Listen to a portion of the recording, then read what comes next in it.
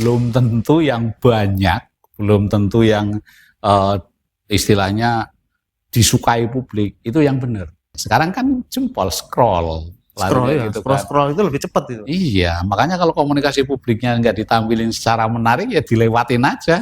Banyak yang bilang media sedang senja kalah. Iya. Tapi kita upayakan bagaimana sih memandang senja itu. Kan ada dua. Nah, ini yang menjadi tantangan kita ke depan. Itu mungkin ke depannya nanti kalau kita tidak bisa lagi membedakan ini karya AI atau karya manusia. Bagaimana ini Komdiki ini mengelola atau mungkin merespon isu-isu yang ramai di publik?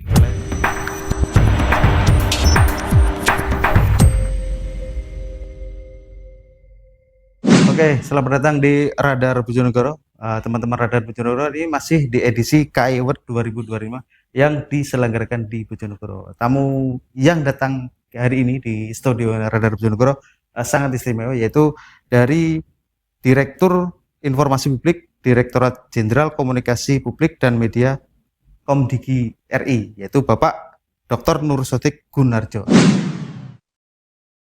Selamat siang, Pak. Selamat siang, ya, Mas. Saya malah belum kenalan namanya. Nama saya Mas Kozim, Pak. Mas Kozim, ya. Mas Kozim. Selamat siang, Mas Kozim. Ya. Selamat datang di studio kami, Pak. Terima kasih. Oke, Pak. Ini Pak Nur Sodik Gunarjo ini nanti akan menghadiri acara KAI Award, ya, Komisi Informasi Award di Bojonegoro ini, Pak, ya. Yeah. Yang nanti akan berlangsung nanti malam. Ini Bapak ini mungkin bisa dijelaskan, Pak, mungkin seperti apa, Pak, komunikasi publik, strategi dari Komdiki sendiri di melakukan komunikasi publik di era digital ini seperti apa? Mengena di masyarakat gitu, Pak. Ini kan memang banyak sekali informasi-informasinya gitu. Iya. Kita memang sebagai pemerintah ya, itu mestinya ya mengikuti dinamika masyarakat. Iya. Kalau masyarakatnya berubah, otomatis pemerintah juga harus merespon seperti itu kan. Artinya kita tidak bisa juga mempertahankan pola-pola komunikasi publik zaman tahun DAL gitu. Nggak bisa. Iya. Artinya kalau sekarang sudah medsos minded, masyarakat sudah menggunakan itu, ya otomatis kita juga harus melakukan komunikasi publik yang berbasis media-media digital seperti itu. Jadi oleh karena itu kami di Kementerian Komdiki, khususnya di Direktorat Jenderal Komunikasi Publik dan Media, sudah lama ya mengubah pola-pola komunikasi publik yang dulu itu sifatnya lebih kepada komunikasi yang katakanlah melibatkan banyak orang, misalnya kayak forum-forum seperti itu. Kemudian juga melalui media-media mainstream yang konvensional gitu. Itu masih dilakukan, tetapi kita geser juga. Secara substansi sebenarnya tidak terlalu banyak yang berubah. Ya, artinya tugas kita di Direktorat Jenderal KPM singkatannya, KPM itu kan tetap pada sosialisasi program dan kebijakan pemerintah ya. Tetapi kemasannya berbeda.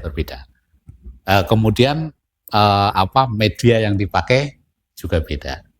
Beda dalam arti ditambah. Kalau dulu kita hanya menggunakan media konvensional plus media-media interpersonal, sekarang ditambah dengan media digital, sosial, medsos terutama, ya seperti itu. Kemasannya seperti apa, Pak? Kan media sosial itu mungkin lebih cenderung lebih cepat gitu, lebih ringkas gitu. Ya. Kalau TV mungkin kan lama gitu. Kalau dulu komunikasi publik itu kan kesannya resmi ya. Serius itu dan harus lengkap banyak seperti itu kan. Jadi kalau dulu press release gitu yang isinya data penuh seperti itu, atau nanti diserahkan pada kawan-kawan media wis olan gitu kan. Tapi kalau sekarang karena trennya adalah tren media sosial, orang itu melihatnya, mendengarnya itu hanya sepintas seperti itu, maka kita juga menggunakan strategi yang lebih dalam tanda kutip itu menarik sisi human. Artinya gini, kelengkapan ya, kebenaran sudah pasti tidak bisa ditawar. Artinya substansi itu tetap nomor satu, tetapi itu juga kemasan juga sangat berpengaruh. Artinya kita tidak lagi membuat komunikasi publik yang secara substantif itu panjang, lengkap seperti itu. Walaupun versi itu tetap ada untuk media-media tertentu, akan tetapi kita juga membuat diversifikasi produk yang arahnya itu adalah bagaimana supaya ini nanti bisa disebarluaskan ke masyarakat dengan cara yang gampang dan dalam tanda kutip receh. Ya jadi ringan gitu ya. Ringan gitu ya. Iya, arahnya ke sana. Kita tidak lagi bahwa sebuah kebijakan itu disampaikan bahwa secara serius gitu. Ya walaupun ada juga jalur media tertentu yang tetap menggunakan cara itu. Tetapi untuk khusus yang ke media sosial karena tantangan kita sekarang era digital, kita memakai kemasan yang lebih bahasanya sebenarnya kalau disebut receh ya enggak ya. Lebih informal gitulah. Jadi touching mereka secara konten menarik. Kemudian mereka juga gampang menggugah rasa manusia, curiosity-nya gitu. Kok api yo, opo ya gitu, misalnya gitu kan. Baca. Sekarang kan jempol scroll itu lebih cepat itu. Iya, makanya kalau komunikasi publiknya nggak ditampilin secara menarik ya dilewatin aja, kena scroll gitu, nggak kebaca seperti itu. Maka tantangan kita arahnya harus kreatif. Ya, mau tidak mau kami di Komdiki kalau dulu mungkin ya cukup kita punya redaktur dan reporter ya yang bisa membuat narasi panjang lengkap seperti itu. Tapi sekarang kita juga mengerahkan juga konten kreator kita pakai. Bahkan rekrutmen yang terbaru yang anak-anak masuk baru ini PNS, CPNS yang baru konten kreator. Kita ngambil dari yang punya kemampuan membuat konten digitalnya itu yang kita cari yang bagus gitu. Dapat Pak. Gitu. Iya. Ini memang sesuatu yang harus upgrade seperti itu Pak. Ya. Mengikuti zaman. Betul. Saya membahasakannya dengan jangan ahistoris lah. Gitu. Kalau sekarang orang sudah misalnya sukanya sukanya model-model tertentu ya kita ikutin gitu. Jangan kita merasa bahwa wah enggak, kita Komdiki harus punya style yang harus begini, nggak usah mikirin masyarakat inginnya apa. Dalil komunikasinya apa? Give the public what it wants. Apa yang mereka inginkan, yang kita kasihkan. Jangan sampai give the public what we want. Kan gitu. Nah ini yang saya kira perubahan ini sudah kita laksanakan ya dalam hampir 10 tahun belakangan lah kita trennya sudah bergeser ke sana. Bapak ini bagaimana ini Komdiki ini mengelola atau mungkin merespon isu-isu yang ramai di publik, misalnya akhir-akhir ini ada banjir seperti apa, itu kan menjadi isu yang juga ramai ya. Seperti apa mungkin mengelola isu publik lah. Pertama tantangannya dulu, karena bagaimanapun di era digital ini kan flooding of information itu terjadi. Banjir informasi itu informasi tentang apapun itu tersedia, ya enggak. Dan jangan lupa ya kita ada juga di situ yang teorinya adalah semburan kebohongan. Belum tentu yang banyak, belum tentu yang istilahnya disukai publik itu yang benar.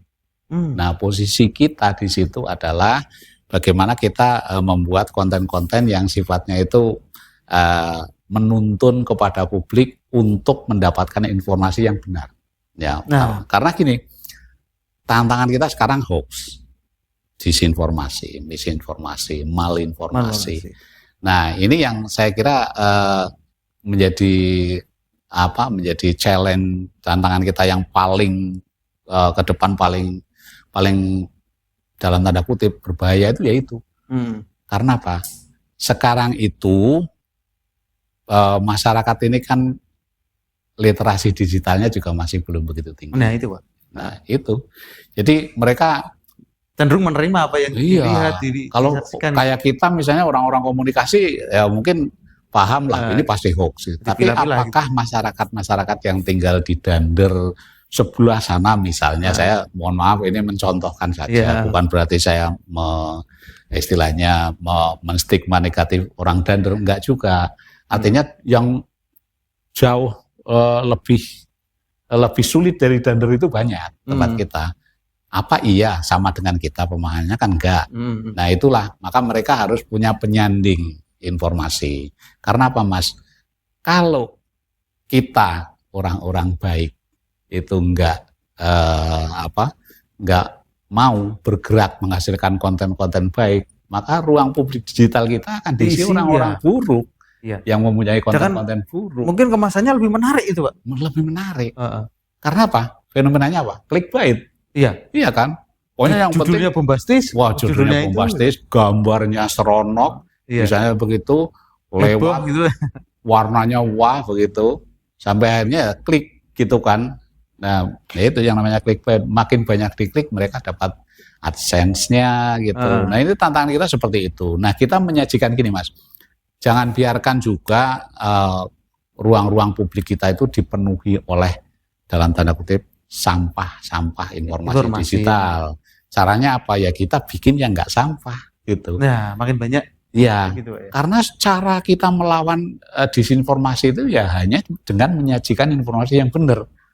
Hanya itu, nggak bisa kita cegat misalnya, wah ini kita blok, nggak boleh ini. Ya kalau memang sudah jelas-jelas melanggar hukum, melanggar ada undang-undangnya, pasal yang dilanggar boleh diblok. Tapi bagaimana dengan yang ukurannya etik, yang hanya pantas dan tidak pantas? Itu kan sulit. Makanya kita harus bikin pembandingnya, biar mereka itu punya istilahnya, ya katakanlah kalau melawan 100% hoax, disinformasi nggak mungkin. Tapi kalau kita nggak bergerak, orang-orang baik, ya kita anggap aja kita orang baik lah. Ya, malah situasi malah nggak karu-karuan. Iya, artinya nanti yang akan muncul semuanya adalah sampah-sampah itu. Tapi kalau ada konten-konten baik menetes gitu, katanya ibarat ini kubangan ya, flooding of information yang keruh, bawa banyak sampah. Tapi kalau netes saja terus di situ, sekitar tetesan itu bening. Nah, jadi ibaratnya seperti itu sih Mas. Terus gini Pak, untuk jenengan tadi bilangnya literasi digital, kan? Seperti apa? Meningkatkan literasi digital kepada masyarakat itu nanti seperti apa Pak? Mungkin ada lembik itu. Menarik ini. Gitu. Jadi kalau pilarnya sebenarnya ada 4 literasi digital itu. Literasi digital. Ya, yang pertama itu digital skills. Kemampuan kita mengoperasikan masyarakat untuk mengoperasikan perangkat digital. Saya kira jangankan orang yang dewasa ya, bayi lo baru lahir sekarang itu bisa Pak. Ya gimana udah di sampingnya udah ada gadget gini ya. Jadi dia usia setahun aja udah bisa scrolling gitu. Iya, udah ngerti setahun bisa Pak. Gini. Apalagi ibunya sama bapaknya kalau anaknya nangis dikasih gadget, udah diem aja nih kasih. Akhirnya begini. Iya. Digital skills-nya saya sendiri ya di usia yang sudah segini ini kalah jauh dengan anak saya yang usianya masih 10 tahun ke bawah. Jadi dia lebih canggih. Tapi jangan lupa pilar literasi digital itu enggak cuma kemampuan menggunakan itu. Iya, ada lagi yang pilar keduanya, digital safety. Apakah dia bisa menggunakan itu secara aman? Secara aman itu ya dia punya tahu bahwa situs yang dituju aman. Cara dia istilahnya menggunakan itu dengan cara-cara yang aman. Maksudnya gimana nih? Misalnya Anda tidak login ke situs-situs yang tidak jelas. Nonton akun-akun yang akun-akun yang mencurigakan. Kemudian Anda tidak membeber data pribadi Anda. Dan sekarang kan banyak juga. Oke, mau hutang, kalau mau hutangin 100 juta foto KTP sambil diletakkan di depan muka, manut aja dia udah foto KTP. Ya udah kemana-mana kalau sudah seperti itu. Digital safety ya. Nah yang ketiganya itu tentu saja ada setelah safety ya. Itu nantinya kan ada digital culture ya itu menjadi budaya pada akhirnya. Nah ini masih jauh sih, itu sebenarnya yang di endingnya itu adalah tingkatan selanjutnya gitu. Jadi ada skills, ada safety, itu dua hal yang nanti akan membentuk budayanya. Ya, nah digital culture-nya kita hanya pinter dari sisi skills, tetapi belum mampu untuk menjaga safety-nya. Kemudian yang pilar ketiga sebelum kultur tadi, culture adalah digital ethics. Oh, digital ethics. Etika. Bagaimana menggunakan itu secara beretika. Lah ini yang betul. Banyak sekali yang sudah pinter pakai Instagram misalnya, pakai Facebook, tapi isinya untuk maki-maki. Oh iya. Banyak. Komen Pak rata-rata Pak. Komen rata-rata. Komennya luar biasa Pak. Orang ini. Ya, sekarang jangankan orang biasa ya, kawan sendiri.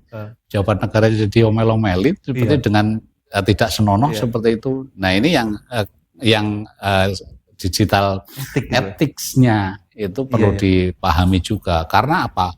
Kebanyakan dari konten medsos itu ukurannya adalah kepatutan, kepantasan di ranah etik, bukan di ranah hukum. Kalau melanggar hukum kan sudah jelas, wah ini melanggar hukum, iso dilapor ke, iso kena tuntutan, kena pasal, bahasanya wong Bojonegoro kan, wah kena pasal kon niku. Tapi kalau etik, kalau nggak pantas ya kan paling diingatkan, sanksinya sanksi etikal. Nah ini padahal di tempat kita sekarang ya, Anda lihatlah medsos kita itu paling banyak di situ adalah problema yang menjadi dikeluhkan masyarakat itu adalah ketidakpatutan konten, ya enggak, ketelanjangan, kemudian adab, kemudian hate speech itu paling dan banyak, sebagainya paling banyak. Tapi levelnya itu masih belum yang bisa ditindak secara hukum. Jadi ya cuma jengkelin gitu ya. Pejabat dibikin meme apa gitu. Iya, bikin meme gitu. Kalau ditindak apa pasalnya? Tapi kalau hanya patut dan tidak patut, tapi sekarang kan banyak banget konten yang tidak patut itu. Jadi itu Mas, kita menghadapi situasi di mana literasi digital kita rendah itu bukan karena nggak bisa pakai, tapi karena dia nggak ngerti bahwa di ranah digital itu harus aman dan harus juga beretika. Nah, 3 hal ini yang nanti akan mengerucut menjadi digital culture. Orang kalau udah ngerti, oh kalau saya di ranah digital harusnya begini, dan itu sudah otomatis terbentuk ketika dia mematuhi 3 hal yang di depan. Itu. Ya, pertanyaan selanjutnya Pak. Komdigi ini bagaimana strateginya mungkin Pak mengelola hubungan dengan media pers seperti kita ini Pak? Dan mestinya masih banyak di Indonesia ini kan, mungkin di Jakarta ya ada berbagai media pers yang ada TV, ada koran, ada online. Hai, kau kehilangan STNK? Tak perlu khawatir, langsung saja menuju kantor Radar Bojonegoro. Nah, sampaikan ke petugas jika ingin pasang iklan STNK hilang. Ya, pasang iklan STNK hilang cuma Rp68.000 saja. Ya, memang salah satu yang kita ikut prihatin juga ya. Sekarang itu media itu suffering. Banyak yang Bojonegoro ini meriang lah gitu. Ya gitu. Seperti itu Pak, Bang, kondisi. Karena saya sendiri juga dulu orang media ya. Artinya kita juga merasakan lah. Saya bukan hanya pengamat, tapi pelaku yang pernah ngalami ketika 1998. Ya, ketika reformasi, harga tinta luar biasa mahal, kertas langka gitu, sampai film untuk cetak aja itu langka, bukan main. Nah ini yang membuat kita pada akhirnya nyaris nggak sanggup bertahan. Nah ini kita terjadi sekarang pergeserannya bukan karena tinta mahal, bukan karena kertas ya. Karena memang tapi perilaku konsumen informasi berubah. Ada media baru, ada perilaku konsumen baru. Komunikasinya itu yang juga sudah berbeda dengan ketika zaman itu ya. Karena zamannya udah beda. Zamannya udah berbeda. Nah ini seperti apa ini? Nah, Komdigi sendiri itu mempunyai direktorat. Salah satu direktorat di Direktorat Jenderal Komunikasi Publik dan Media juga. Namanya Direktorat ekosistem media. Hmm. Nah, itu sebenarnya bukan diciptakan untuk membantu dalam hal misalnya, media misalnya butuh duit tak placement gitu, enggak seperti itu juga. Ya, tetapi kita bagaimana mewujudkan ekosistem media yang sehat. Nah, ini juga kita kan kita kan juga punya publisher rights ya, yang sudah kita luncurkan juga. Bagaimana itu hubungan yang baik antara platform dengan digital. Nah, ini kan juga salah satu upaya kita juga bagaimana supaya nanti kawan-kawan ini juga mendapatkan dalam tanda kutip lah kompensasi ketika berita itu tersekrol oleh mesin pencari dan lain sebagainya. Ini praktek ini kan di beberapa negara juga sudah dilakukan. Nah kita di Komdigi ini menciptakan iklim sebenarnya, lebih kepada iklim yang sehat bagi media. Tentu saja karena sekarang trennya adalah tren media digital, ya kita juga tidak bisa juga mempertahankan konten-konten yang konvensional, yang lama seperti itu. Ya, saya kira ini di Radar sendiri pun kan sudah bergeser juga. Iya, dulu nggak ada podcast, sekarang juga sudah ada podcast. Ada konten-konten yang lain juga. Iya, konten yang lain juga ada seperti itu. Punya medsosnya juga seperti itu. Punya edisi e-book, e-papernya dan lain sebagainya. Itu kan salah satu cara juga untuk menyiasati zaman yang berubah. Nah, kita inginnya begini. Banyak yang bilang media sedang senjakala. Iya. Tapi kita upayakan bagaimana sih memandang senja itu. Kan ada dua. Satu itu menganggap bahwa senja itu kan menjelang malam. Wah, bariki peteng iki wis ya gitu. Senja itu kan. Tapi bagi yang pesimis begitu. Tapi yang bagi yang optimis malah ndelok senja. Banyak loh yang melihat sunset. Iya. Mereka datangi hanya pengen lihat senja. Karena apa? Dia melihat bahwa senja itu indah. Bahwa ada sesuatu yang akan berubah nanti. Nah, kawan-kawan ini juga kita dorong supaya ya dalam transformasi itu juga akan terjadi optimisme. Karena bagaimanapun dunia akan bergerak. Anda nggak bisa mempertahankan model lama ini, model lama di tengah harus ikut. Ya kalau teorinya autopoiesis itu ya kalau ada di luar itu terjadi aksi, di dalam harus mereaksi seperti itu dengan supaya terjadi harmoni antara yang terjadi di luar dengan yang di dalam. Nah, ini media ini tentu saja juga saya kira kawan-kawan media ini juga sudah mulai merasakan ya seperti apa, meskipun mungkin bentuknya bukan semata-mata bahwa tak kasih duit tuh supaya kalian itu bisa bertahan seperti itu ya. Kalau begitu caranya ya nggak akan selesai. Iya. Ya, tapi bagaimana kita bersama-sama membuat konsep-konsep yang memungkinkan mereka itu sustainability-nya bisa dipertahankan seperti itu. Ini pertanyaan terakhir Pak. Ini di zaman ini kan sekarang tidak hanya digital, tidak hanya online gitu Pak, tapi juga sudah muncul yang baru namanya itu AI Bapak. Iya. Nah, seperti apa itu kadang apakah itu juga mungkin cukup menjadi tantangan juga bagi Komdigi atau Pak? Seperti apa? Sebenarnya kalau kita melihat gejala AI ya, mengapa para kreator AI itu sendiri selalu ngomong bahwa AI is a copilot. Oh gitu. The pilot is yours. Ya kan? Iya, pengendalinya kita. Pengendalinya kita. Jadi as tool, ya. Apakah para jurnalis sekarang nggak pakai AI misalnya gitu? Ya bisa aja, tapi mereka akan ketinggalan zaman juga kalau misalnya masih pakai tip seperti ini. Ya sekarang ada speech to text. Iya. Ada langsung gitu Pak ya. Kalau udah jadi teksnya, tolong bikinkan berita yang sestandar Radar Bojonegoro misalnya gitu, bisa langsung selesai gitu.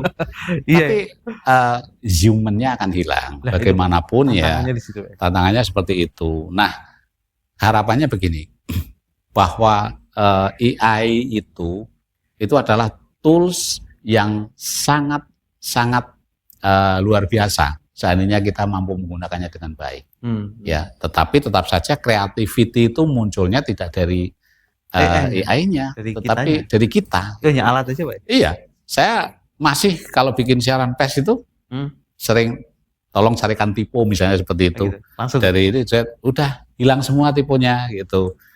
Tapi kalau saya kan penulis The Story of Gondes. Ya, jadi ada 3 novel yang saya bikin itu biografi saya.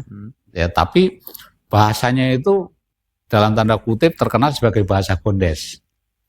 Bahasa yang memang agak unik dan itu kayak signature saya.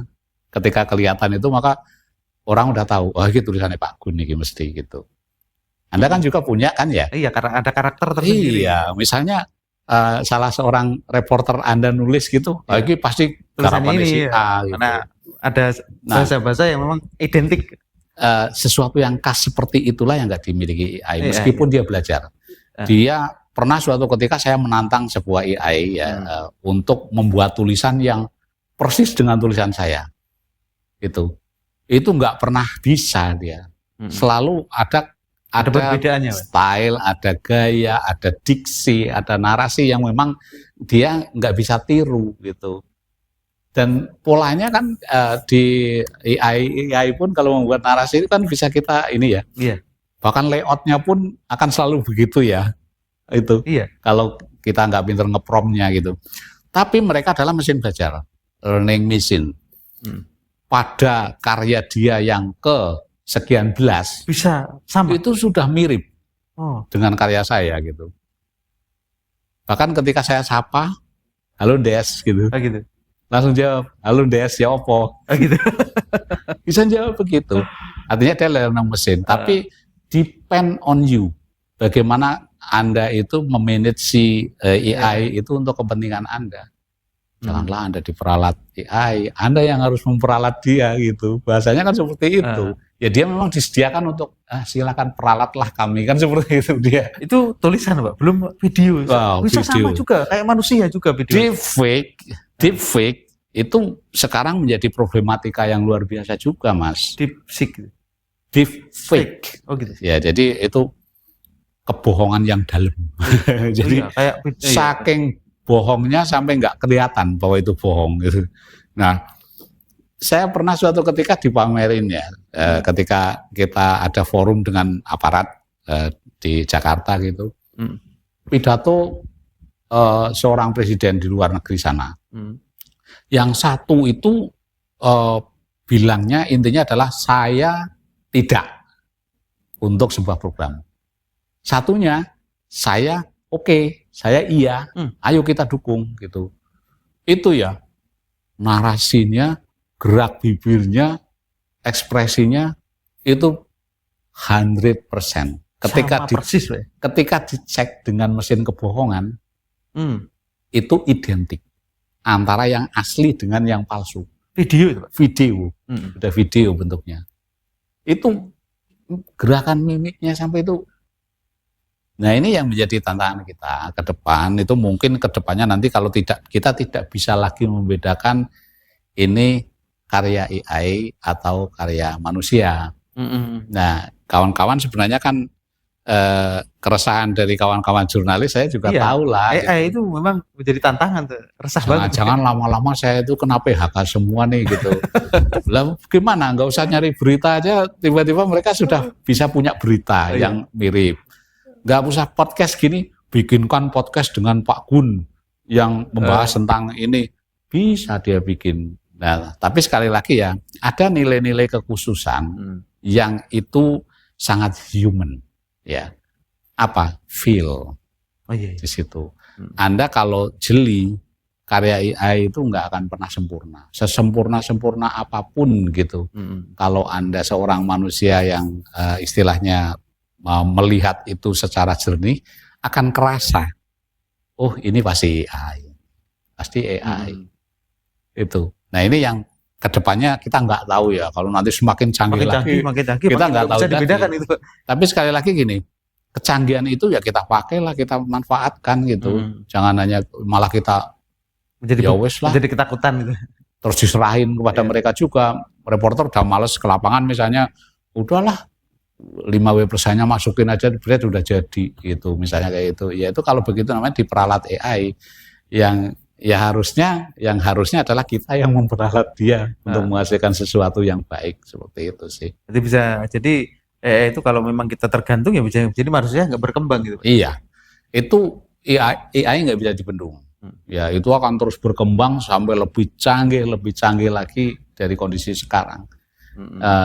Tidak hanya nanti dia urusan menghasilkan karya ya nanti, bahkan nanti untuk kegiatan-kegiatan yang lebih operasional, membedah jantung, bikin nasi goreng, ini Pak. Iya, itu nanti akan seperti itu. Itu. Berarti dunia makin lama makin canggih nih Pak. Dunia makin canggih. Nah, tapi nanti kita manusia itu punya adaptabilitas yang luar biasa.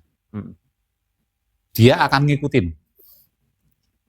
Kalau dia hidup di dunia canggih ya otomatis nanti dia makin canggih juga cara bersikap, nggak akan khawatir, kita nggak akan kalah. Ya bagaimanapun kan yang ciptakan juga kita. Manusia juga. Iya.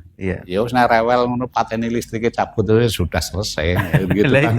Itu. Mereka tetap tergantung energi yang dia. Tapi ya nggak tahu kalau nanti ternyata mesin pintarnya sudah dimatiin nggak mau gitu. Terus off sendiri. Pernah nonton kan Transformer yang film-film robot yang pada perang sendiri-sendiri. Terminator itu ya dia sampai nggak mau di stop kan, artinya dia sudah punya pola pikir sendiri. Wes pokoknya aku, dan itu sudah gejalanya sudah ada ketika Sofia diwawancarai oleh salah seorang narator terkenal di TV Amerika, diajak pingsut robot Sofia itu, skisel, rock, paper kan gitu kan, menang, si Sofianya menang. Dan dia bilang, ini adalah waktu bagiku untuk mulai menguasai manusia. Kalimatnya seperti itu. Sudah seperti itu? Iya. Asli dari AI. Asli dari AI. Iya, kita perlu waspada ke depannya ya. Artinya kita bolehlah kita seneng, tapi juga di satu sisi kewaspadaan itu harus ada. Jangan sampai keberadaan yang canggih itu malah menjadi merusak kemanusiaan kita. Oke, terima kasih banyak Pak Pak Nur Sotik Gunarjo ya. Terima kasih banyak atas kunjungannya di Radar Bojonegoro. Jangan lupa like dan subscribe di channel ini teman-teman. Oke teman-teman, assalamualaikum warahmatullahi wabarakatuh. Waalaikumsalam. On your computer, on your tablet, and on your phone.